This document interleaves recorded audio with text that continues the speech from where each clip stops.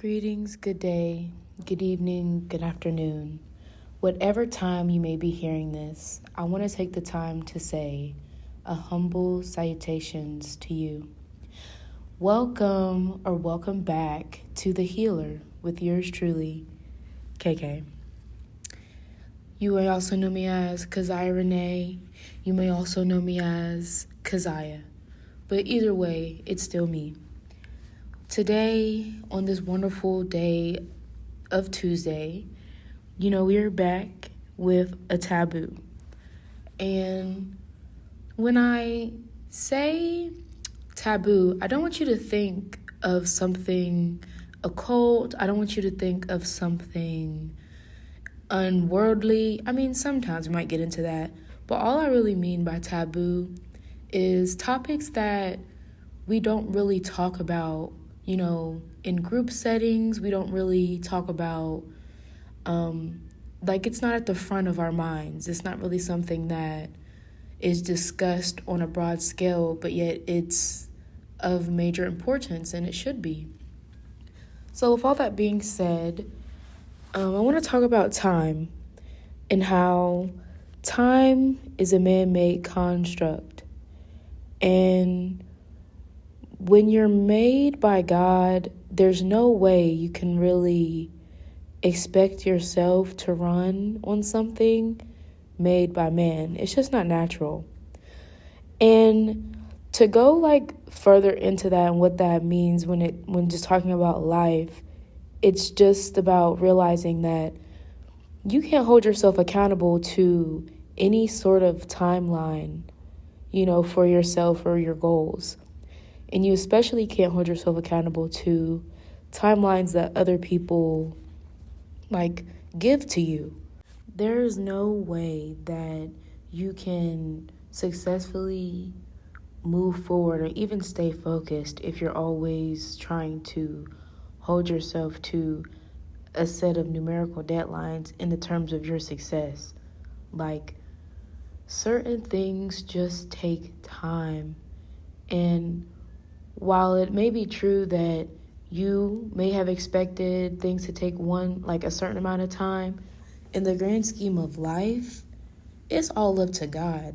So me personally, I've had to surrender to God's plan for me like nobody's business these past 3 weeks, because my life got derailed. I literally found out that after this semester, which I thought was my graduating senior year semester, I still would have 3 credits in my major, and then I still have 6 to 12 credits in my minor. Or not 3 credits, three classes, excuse me. So that's 3 classes times 3 credits, that's 12 credits, just so y'all know, for the math nerds. Or wait, I'm lying, that's 9 credits, 3, 6, 9, yeah. So for all the math nerds, sorry y'all, clock me for real. But no, to get back to what I was saying, that's 9 credits and then it's about 12 in my minor. And I was really trying to rush my minor by graduating this year, and it just didn't work out. So I was going to just chuck it on the chin, drop my minor, and graduate. But finding out I still had them 3 credits, I'm like, dang, I can do that if I wanted to now. And I'm just having to sit with the fact that although I'm not graduating when I wanted to, that doesn't mean I'm not going to graduate, one.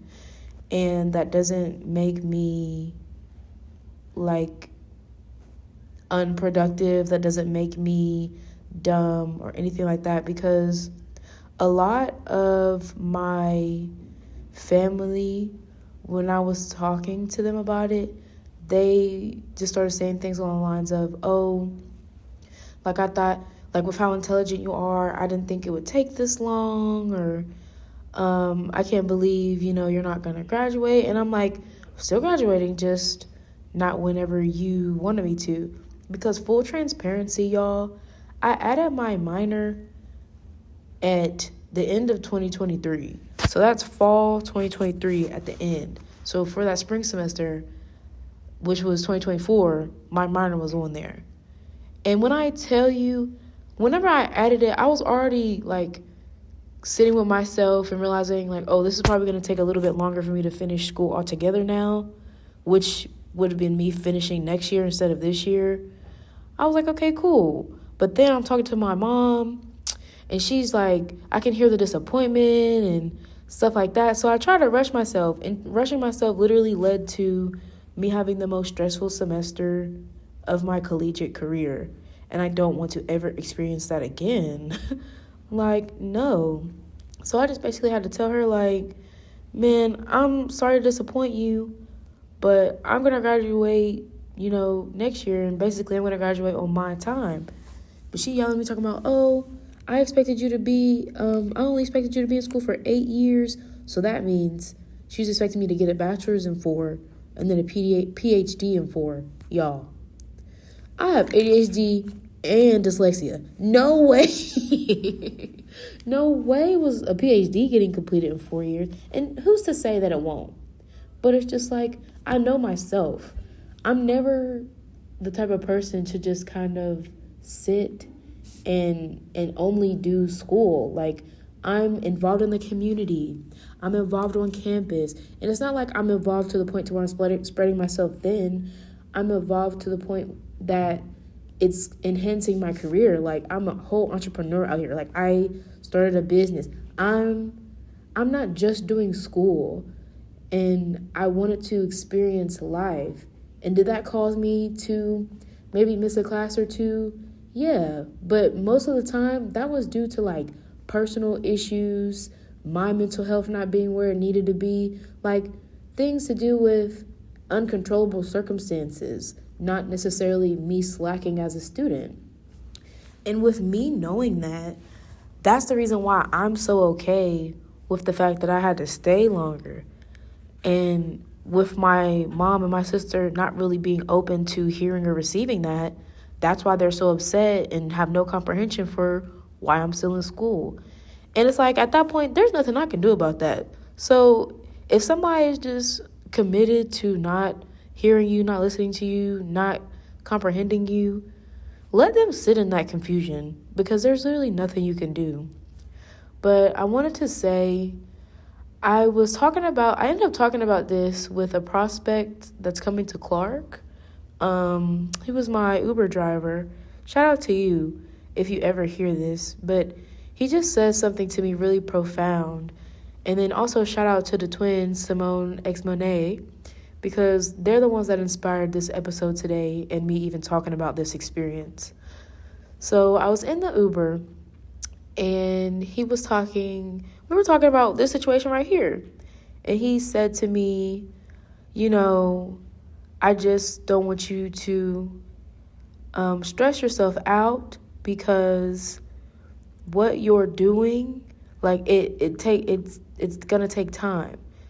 And he said that at the end, but this is what he said leading up. So he told me this story, and I don't know if you've ever heard it. So if you haven't, here it goes. The story about the dog and the elephant. And you have a dog, she's pregnant, and you have an elephant, she's pregnant. They both get pregnant at the same time. And they're talking to each other about their pregnancies, and the dog is all excited, and the elephant is all excited. And the dog's talking to the elephant like, oh, like, we're pregnant together, oh my gosh, I can't believe this is exciting. And then if you didn't know, now you do, but a dog's pregnancy cycle is about 4 months, and an elephant's is 2 years. So the dog, in the 2 years that the elephant is pregnant, the dog has had about 3 or 4 litters. So it's about a year and some change, close to 2 years later, and this dog is taunting this elephant like, there's no way you were pregnant, there's no way. So put this in real life. There's no way you've been working on something. There's no way that you're actually incubating a child, because you see me, I've produced 3-4 litters. put it into real life. I've produced this project, or I've produced something else on my scale, and you still have nothing to show, right? So the elephant just calmly doesn't give in to the taunting, just stays focused, stays calm on her journey, responds to the dog and says, "What I'm growing is bigger, so it's going to take more time." Come on, somebody. The elephant said to that small dog, "What I'm growing is bigger, so it's going to take more time." Come on, somebody. Somebody heard that. Somebody heard that. And the elephant went on to say, "When I give birth, the earth feels it." Come on. When I give birth, the earth feels it. I am the elephant. You are the elephant. When you give birth to something, when you produce that thing that you know you've been losing sleep, you've been crying tears, you've been pouring blood and sweat into, when you produce that thing, the earth is going to feel it. Do you hear what I'm saying? Hear me when I say, when you produce that thing, the earth is going to feel it. And all of those dogs who were taunting you, who were laughing at you, who didn't comprehend why it was taking you so much time, they're going to feel it too. And they're going to realize, I could have never produced something that big because I'm not that big. It don't have nothing to do with being elitist, nothing to do with having a holier than thou attitude. It just has everything to do with realizing that certain things only certain people are capable of. Because if someone else tries to do something that you're equipped to do, they might lose sleep, they might lose money, they might even lose their life. So whatever it is that you're working on, lean into the fact that it's unique. It is unique, and it is your purpose. It is what you're meant to do. And if you find yourself trying to follow along somebody else, please remember this story, but ultimately, don't let that distract you from staying on your course, because you know what you're producing, you know what you're growing, you know what you're working on. And I just found that very profound, and it gave me a lot of peace. And even still to this day, talking about it, I have a lot of peace about the new trajectory of my life. Because when I tell y'all, I was upset, I was nervous, I was just confused. I was all of the things. But hearing that, it's like all of that got washed away. So I just want you all to know that whatever it is that you have going on in your life, if it has anything to do with your progress, meaning if it's impeding your progress a little bit, that's okay. Because there's something in that situation that you have to learn before you can continue. Again, God is not going to give you what you can't handle, child. God is not going to give you what you can't handle, but you also have to realize whenever it's time to put stuff down. And in this case, I'm putting down the hold on the timeline that my parents and my sister put on me. And I can't even say both my parents, because my mom and dad are complete opposites. So I can really only say the timeline my mom put on me and my sister put on me. Like, what's for you is not going to miss you, child. I promise. I promise. So long as you keep your faith childlike, and you only need the amount of a mustard seed, okay? So with that being said, I want you to have a wonderful night and a beautiful tomorrow, and I will catch you in the next one. Peace and one love.